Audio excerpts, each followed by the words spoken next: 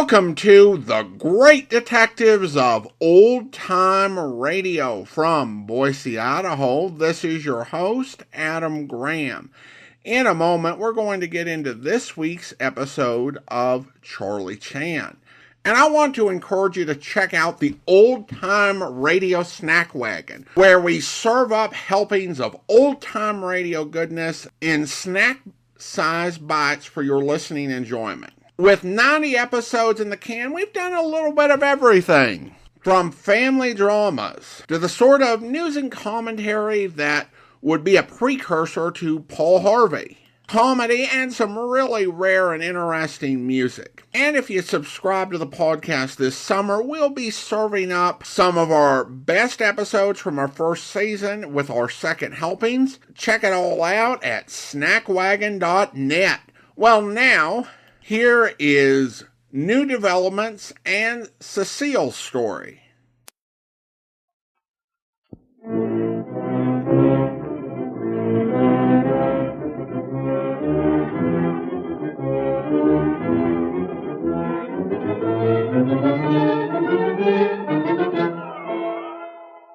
The most delightfully fascinating character in the realms of mystery, Charlie Chan.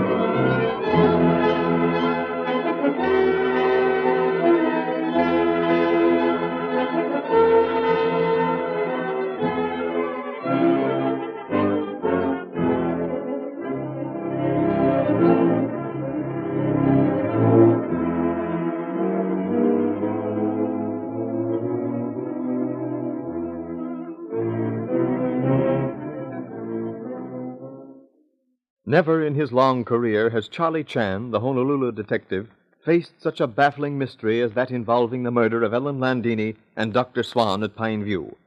All the guests and all the servants had ample motive in the eyes of the law, and each in turn had opportunity. Suspicion, however, is more definitely pointed at Ah Sing than at any of the others, but Charlie Chan dislikes to arrest Ah Sing at the present, and he explains his reasons to Don Holt, the sheriff, as they sit before the study fire. You see, Sheriff, we could arrest Ah Sing, and there is no question in my mind but that the average jury would return a verdict of guilty against him. Men have been convicted on much less circumstantial evidence than we can present. But you said yourself that any smart lawyer would make our testimony appear pretty flimsy. Yes, Sheriff, I did that, but I am convinced that the jury would return a verdict of guilty. Yes, I suppose you're right, Inspector. Yet you must admit, Sheriff, that almost the same evidence, if sufficiently pointed by a prosecuting attorney, could be led against Romano, Swan, Ryder, Cecile, and Ah Sing. But Swan being murdered? Oh, I see. It would be easy to show that Swan killed Landini. That would leave us with the solving of Swan's murder. Correct, Sheriff. But in the Swan murder, Miss Beaton, Mr. Ryder, Romano, Mr. Ward, Mr. Beaton, all have each other for alibi witnesses. Mm-hmm. Cecile, Ireland, and Ah Sing are the three left when one considers the Swan murder by itself. Well, isn't that the sensible thing to do? No. Why not? Because it does not include the all-important motive. The motive which could account for the killing of Madame Landini cannot by any stretch of the too easily stretched imagination be applied to the killing of Dr. Swan. Come in. Ah, Mr. Holt. Honored indeed. You will sit here beside the window? Thank you. Yes, Mr. Chan. I thought you'd want Mr. Holt up here. I'll go and talk to Cash Shannon. That is, if you don't require me. Yes, Miss Beaton. You run along and let Cash amuse you for a while. See you all later, then. What's the idea, Dad? Mainly, son, that I got something to tell you that I didn't want anyone else to hear. Important? Yes, son. Seems, Mr. Chan, that I was a better detective than I wanted to be. Yes, Mr. Holt? You remember the fuzz I found on the chair? From that blue blanket our Sing fetched for Landini's dog? Yeah. We alibied our Sing out of that fix by remembering that our Sing fetched the blankets that night we took Landini's body to the county seat. Yeah, I sent our Sing for those blankets myself. Yeah. And we gave our Sing the benefit of the doubt. You remember we said that he laid the blankets down on the chair after Landini was killed? Yes, Mr. Holt. Otherwise, much as we wished to avoid it, we were faced with the necessity of recognizing that Ah Sing had carried the blanket into the room before Landini's murder, a fact which Ah Sing vigorously denied. Ah Sing lied. I spoke to the doctor, and he said that night when they got ready to move the body, and Don here sent Ah Sing for the blankets, that he, the doctor, took the blankets from Ah Sing at the study door. Then Ah Sing never had opportunity of placing blanket on arm of chair after Landini murder? No, Mr. Chan, he did not. Well, kind of looks like that was that. Unfortunately, yes. We accumulate facts, and facts point to inevitable conclusion. Truly it is said that never yet was there a tree so big that it bore cooked rice. We move step at a time, but we reach eventually the end of the road. Makes me sort of sick. I think I'll go outside for a walk. Very well, Sheriff. See you before you leave, Dad. Yes, son. Oh, Mr. Ryder. Yes. Chan in the study? Come in, Mr. Ryder. I thought this might interest you, Chan. Yes, Mr. Ryder. A telegram from my man. Read. Your 45 in top drawer of desk in library. Signed, Simmons. And for your information, I've never owned more than 145. Thank you, Mr. Ryder. Since you're here, one question, please. Yes? Why did you try to throw blame for murder upon Ah Sing? What?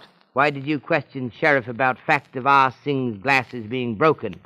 You knew that murderer was person of poor eyesight, and you deliberately brought up fact that Sing's glasses were broken. I wasn't trying, as you say, to throw the blame on anybody. I asked Ah Sing if he still read English. I held a book up for him to read, and he told me he'd broken his glasses. I asked Dudley to see about getting them fixed that day in Reno when you went to interview Miss Meacher. That's all. Why, if I thought Ah Sing were guilty, I'd try to shield him. He's one of the real Chinese, Sing is. Quite, Mr. Ryder. I have great respect and admiration for Ah Sing. He is, as you say, one of the real Chinese. Mr. Holt, my arm. We shall go downstairs. Thank you, Mr. Chan. I see Mr. Romano. You're going down for lunch, Mr. Romano? Yes, Mr. Chan. But I was going to speak to you first. Mr. Chan, can you not arrange that I leave this place? I can always be reached. I'm afraid, Mr. Romano, that is something which rests with the sheriff. But the sheriff, we know, Mr. Chan, he will do what you advise. I am wasted time here. I know nothing of this affair. I cannot help. I am so sorry, Mr. Romano. The decision lies with Mr. Holt, the sheriff. Here's the sheriff now, Romano. Why don't you ask him? But what is the use? I know the answer. No. Never anything but no. Monsieur Chan, a telegram for you. Thank you, Cecile. Oh, by the way, Cecile, have you not forgotten something? No, Monsieur Chan. Not a single thing that I can think of. Something about not sleeping and seeing someone creeping down the back stairs? Oh, Mr. Ward, he tell you? Mr. Ward? Mr. Ward has said nothing. Then how does Monsieur know? How I know makes little difference. After lunch, Cecile, I shall expect to see you in the study. Oui, monsieur.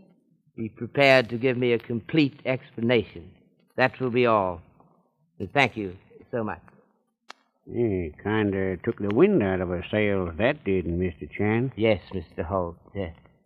Mr. Sheriff, here is a telegram which may contain news. Coming, Mr. Chan. Yes. Ballistics expert says bullet found embedded in tree was fired from Landini gun. Just as we thought. Well, we already guessed that. I thought it might be something else. One step at a time, Miss Beaton. Patience and even the crowbar dragged in the sand will eventually become knitting needle. Come, Mr. Holt. I shall lead you to lunch table. Thank you, Mr. Chan. You know, Mr. Chan, I've been wondering about something in this case. You were saying, Leslie, that Cash asked you to go horseback riding with him this afternoon? Yes. First thing he'll do is ask you to ride up to that clearing where we went the other day. I wish it was kind of a favor to me that you wouldn't.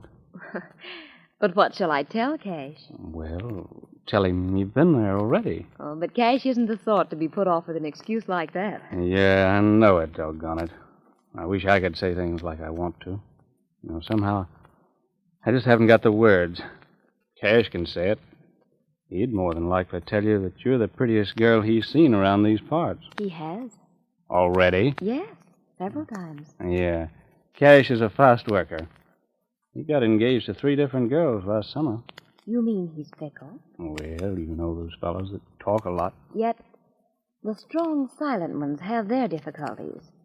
Like, perhaps, explaining what I'm to say to Cash when he asks me to go riding to that clearing. You might tell him that you're going to marry me. But would that be the truth? Well, I know you haven't seen the county seat yet. No, but I have seen the sheriff. You mean that? I guess. That is, I reckon I do. Golly. That you'll tell Cash that you're going to marry me? Oh, Don, don't you think you ought to ask me first? Inspector Chan, seated in the study with Sheriff Holt and the sheriff's father, Sam Holt, discussed the question of Ah Sing's identification of the gun. Before we exercise our tongues in an effort to learn from Cecile why she withheld information, I think, yes, perhaps it is better that we consider importance of Ah Sing's identification of 45. Which 45?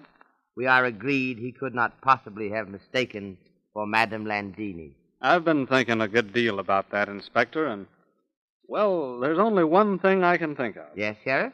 Ah Sing mistook it for the 45 you found down at the house where Swan was murdered. Yes, son, that's about the way I look at it. And since the gun you found was the one used to kill not only Swan, but Landini, who would be most likely to recognize it? The man who owned it, of course. Sorrowfully feel that your conclusions are in part justified, but must submit that such reasoning, while perfectly logical, is not admissible in court of law. Well, you're right there, Mr. Chan. No prosecuting attorney would risk pressing a charge on that evidence. To be perfectly frank, while I agree with you in conclusions, I am puzzled as to why Mr. Romano should deny knowledge of guns when he knows that investigation would reveal that he had served with Italian forces during World War. It was very foolish denial. Well, isn't it possible, though, Mr. Chan, that Romano might not even have thought of his services in connection with your question? Yes, Mr. Holt, it's possible, and if so, clearly indicates that Mr. Romano is not a guilty person. By the way, Inspector, have you learned anything yet from the book Landini was writing when she was murdered? It is so far very interesting and very delightful.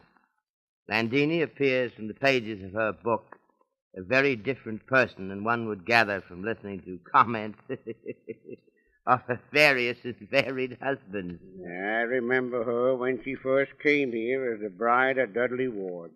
A more delightful young woman you'd hardly expect to meet. To return to business, our immediate task is to find that single fact which will explain for us the connection between the pink scarf belonging to Leslie Beaton being found in the dead woman's hand, the red lid on the yellow box, the yellow lid on the red box, and the blue fuzz from the blanket on the arm of the chair And, Inspector?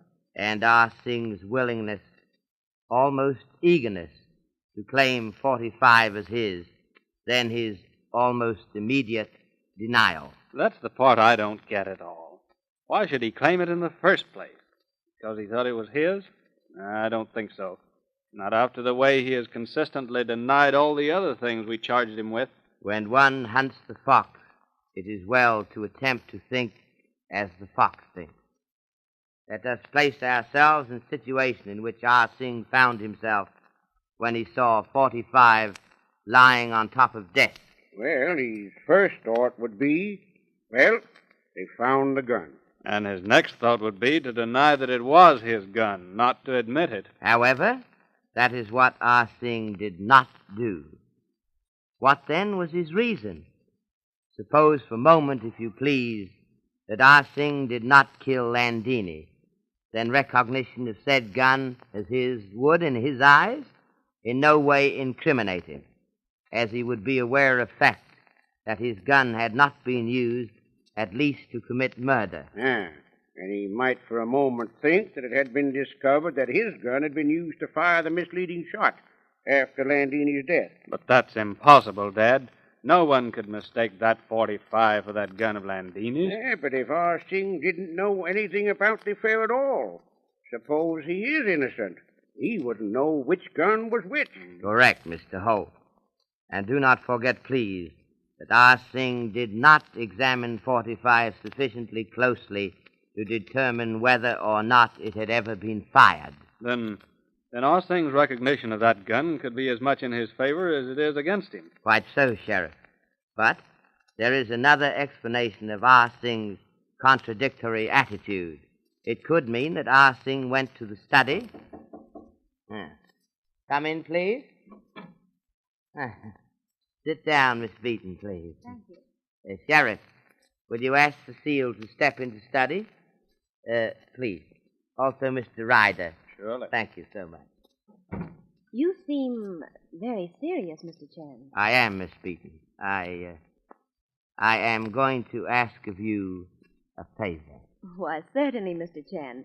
You don't really have to ask, you know. But I am remindful that between friends, frequent reproofs make friendship distant. If you mean that you are to reprove me for something, then I assure you that it could never affect our friendship. That is indeed heartening admission. Miss Beaton, you are to marry Sheriff. After much thought expended upon matter, I have determined to say this to you. Before many hours have passed, go to youthful Sheriff and confess to him that you have been withholding vital piece of information. But, Mr. Chen... Please hear me out. Confess to him that you have acted foolishly, if loyally. I much prefer that you tell him what you know than I tell him what I surmise. Let's say nothing more now. Here he comes. It's Cecile. Please sit down, Cecile. Yes, Monsieur Chen. I told you before lunch, Cecile, that I wished explanation from you as to why you did not tell either Sheriff or self that you saw someone creeping down back stairs in dead of night. Monsieur Chen, I tell you before, I am scared. I ask my husband to speak to you and ask if I cannot leave Pineview. Oh, I do not sleep anymore. I am afraid that I will be the next one to be killed. And why should you fear that, Cecile? Do not ask me, Monsieur Sheriff. I have the feeling. Why must I stay here? I know nothing. I was that, not... Cecile, is where we disagree with you. Had you always told the truth without urging, the sheriff might have seen his way clear to allow you to leave Pine View. But you must admit that you have had information which you did not see fit to tell us. The penalty, Cecile, for telling an untruth is that no matter how much you may protest, in the end, the strictest truth will not be believed. Oh, I did not mean to do wrong, Monsieur Chan. I ask my husband, you speak, Mr. Chan. He tell me he do that. Then I say, speak, Mr. Ward. Perhaps Mr. Ward can, what you say, persuade Mr. Chan to let me leave Pine View. Your husband spoke to Mr. Ward? My husband, he say you come speak with Mr. Ward yourself. I say tomorrow I speak to him. Then that night, I have feeling of someone in my room. I wake, switch on light. No one is there, but I hear backstairs creak. I open door, take one quick look. I see someone, then I go back to bed. You told all of this to Mr. Ward? Yes, monsieur, I tell him. And Mr. Ward said what, Cecile? Oh, monsieur, you understand. I must work for Monsieur Ward. If he do not give me or my husband good recommendation, we cannot get other position. If you wish us to understand, Cecile, that what you say is in confidence, I'm certain that, in as far as the law permits us, we do so. Am I correct, Sheriff? Right, Inspector. Very well, Cecile. I tell Mr. Ward everything. I tell him that it is Monsieur Ryder I see on backstairs. Monsieur Ward, he say... Yes? He say, better that you do not mention this to Inspector Chan. It will perhaps prolong unnecessarily. I think he say, it might prolong unnecessarily the investigation. Well, thank you so much, Cecile. We shall respect your confidence. Perhaps better that you go now before we invite Mr. Ryder to give his explanation of the affair. Oh, thank you, Monsieur Chan, for understanding. Did you see Mr. Ryder? Yeah, he said he'd be right up. I can understand Cecile's attitude. I've worked for men who gave you to understand that they practically owned you while you were drawing your salary. But then Mr. Ward never gave me that impression. But at present, you are guests of Mr. Ward, not paid servants. Yes, that's true, Inspector. You wanted to see me, Chan, I believe? Correct, Mr. Ryder. Can you explain what you were doing last night? I can. What, if you please? I played billiards with Dudley until 11:10. Had a nightcap and went to my room. I read for about 20 minutes and then went to bed. You did not leave your room again, Mr. Ryder? I did not. You're absolutely positive of that, Ryder? Be careful, Mr. Ryder. Take your time in answering. Say, what is this? Has somebody else been murdered and I don't know about it? Please, Mr. Ryder, at present, we are doing questioning. We await your answer. Did you or did you not leave your room and go down backstairs last night? I did not. That is your final word, Mr. Ryder? My only and final word, Chan. Now or at any time. What significance lies behind John Ryder's denial? Or is Cecile trying to hide something by throwing suspicion upon Ryder? We'll have to leave it to Inspector Chan to determine. After you have heard from your sponsor, Inspector Chan will be with us again.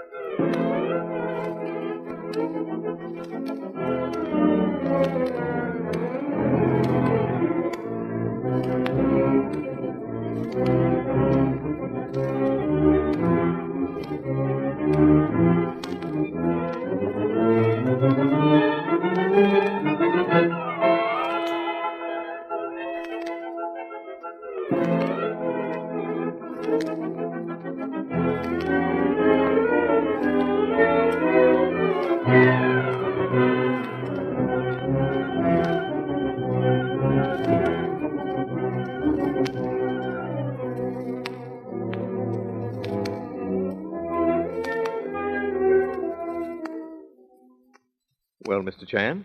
What thought have you for us this evening? Mr. Wilson, I have been thinking of deceitful answers given by so many witnesses at Pine View. Ancient Chinese saying has it that one cannot tell by looking at basket whether it contain rubbish or precious stones. So it is with man. Outward appearance is not indication of whether he is honest or dishonest. That is something only to be learned by critical observation.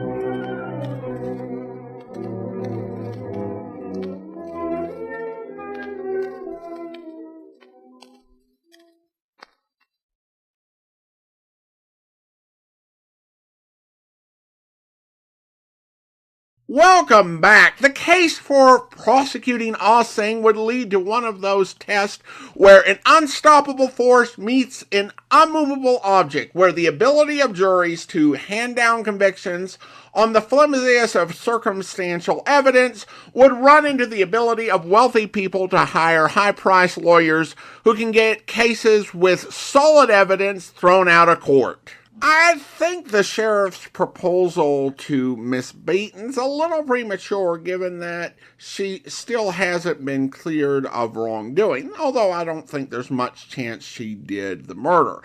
In his defense, that deputy of his moves really fast, and so it's like, it's competitive pressure.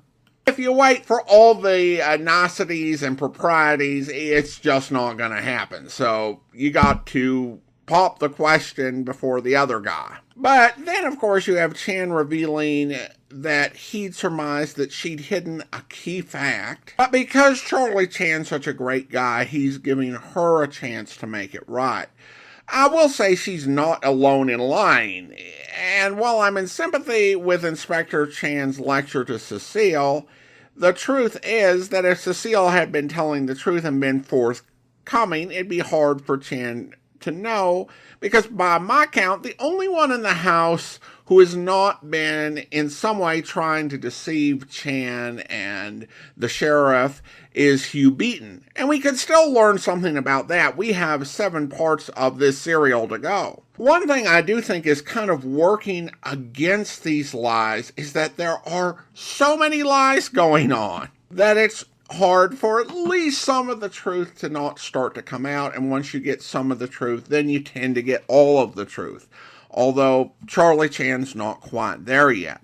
Alright, well, listener comments and feedback now. And Nicholas writes, "Hi Adam, I'm enjoying Charlie Chan, although it's hard to do so when I remember that the lead actor is basically doing the audio equivalent of blackface, and I'm glad you've address that on your show. It's still possible to enjoy things and be mindful of their negative qualities.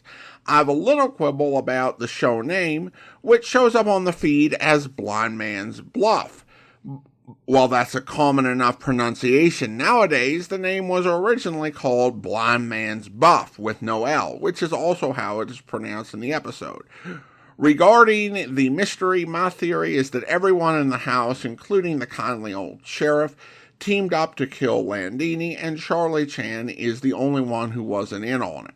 And that's from Nicholas in Berkeley. Well, taking your last point first, Nicholas, the idea that Agatha Christie might have been ripping off Earl der Biggers with her solution is certainly a thought. Although, I think the broader point, this definitely feels, in many ways, the same sort of style as an Agatha Christie mystery. And of course, they were contemporaries of each other, although I don't think anyone would argue that Biggers was as talented as Miss Christie, and sadly, he did not live nearly as long.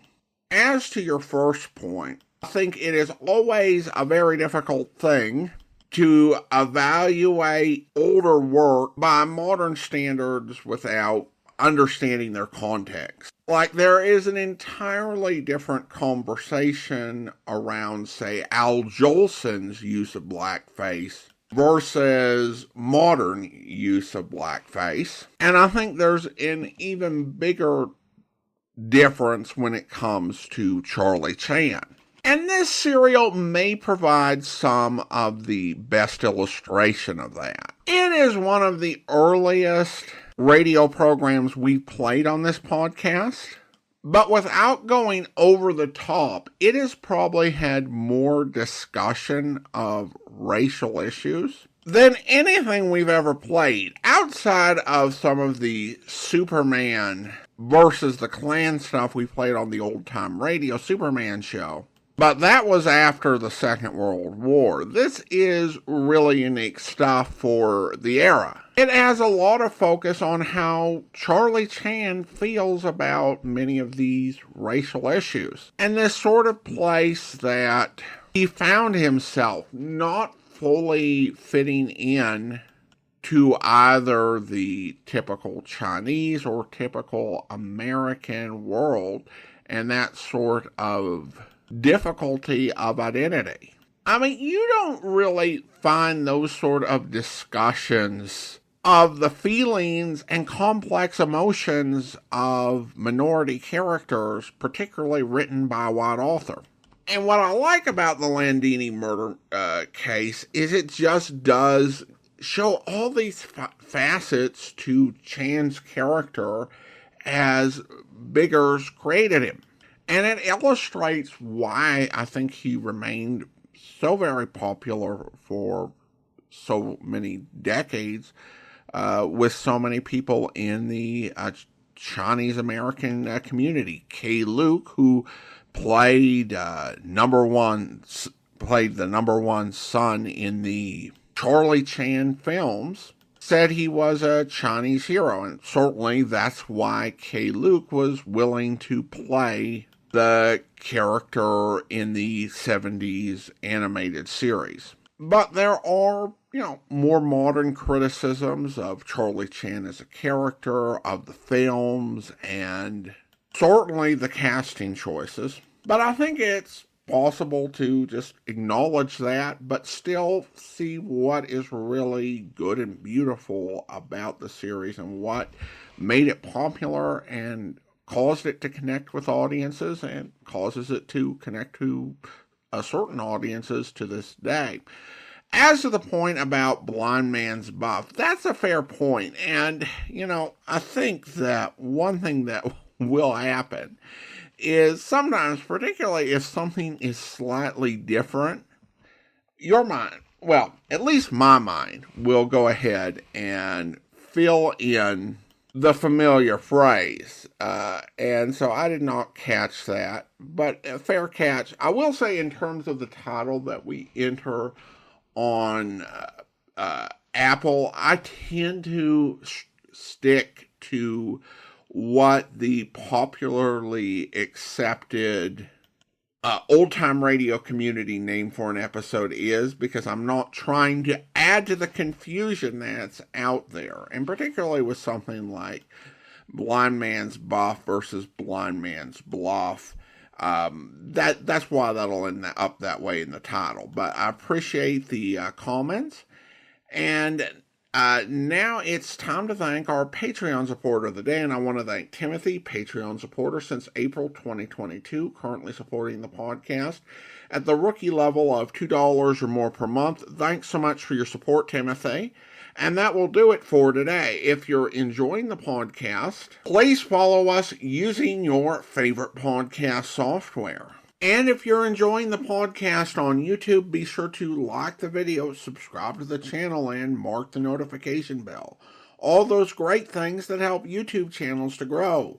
We will be back next Tuesday with another installment in the Landini murder case, but join us back here tomorrow for Broadway's My Beat, where... You're the law, huh? I work at it. Working now, aren't you? I've got something to do with it?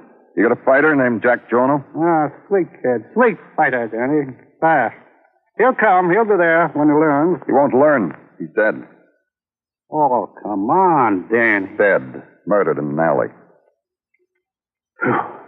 I told him. What are you going to do with a kid like that? After all, I told him. What'd you tell him? What What did I tell him? To behave himself, to keep his nose clean. A kid like that. Like what? Young, you know what I mean? A comer, future. All he knows is what's in his fist. How do you keep him out of trouble? He gets in the ring and looks over his shoulder to see how many women are in the audience. Then he proceeds, you know what I mean? Not exactly, Mr. Fuller. Women. Jack Jono got along, huh? Got along. What are you going to do with a kid like that? What women? With ears, Buster. He could pick and choose. Did he? Yeah. Yeah, he did. With red hair. Jenny Dorset. Jenny Dorset. I met a man named Billy Dorset tonight. You met Jenny's husband. What's left of him. He used to be good. Now there's only what's left of him. Know what I mean? Where do I find Jenny? I'll write it down for you, Denny. I told him to keep his nose clean. What do you do with a kid like that? I hope you'll be with us then. In the meantime, send your comments to box13@greatdetectives.net. Follow us on Twitter at Radio Detectives and check us out on Instagram, instagram.com/greatdetectives. From Boise, Idaho, this is your host, Adam Graham, signing off.